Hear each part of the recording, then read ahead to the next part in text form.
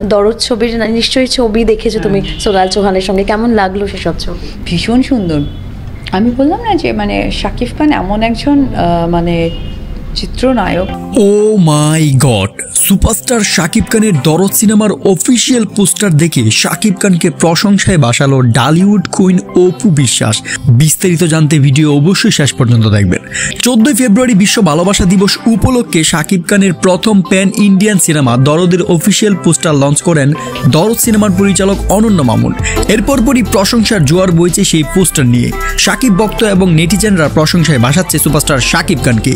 সেই তালিকায় এবার যুক্ত হলো ঢালিউড কুইন অপু বিশ্বাসও। সম্প্রতি একটি ইন্টারভিউ অপু বিশ্বাস বলেন, শাকিব খান অসাধারণ একজন নায়ক। তার পোস্টার দেখে আমি সত্যি অবাক হয়ে গিয়েছি। শাকিব খানের প্রতি ভালোবাসা থাকবে আমার সব সময়। আমার বিশ্বাস দরদ সিনেমার মাধ্যমে শাকিব খান বলিউডে সবার হৃদয়ে জায়গা করে নেবে। তাহলে প্রিয় দর্শক, আপনাদের কাছে কেমন লাগলো জানিয়ে দিন আপনার মতামত ভিডিও নিচের কমেন্ট বক্সে।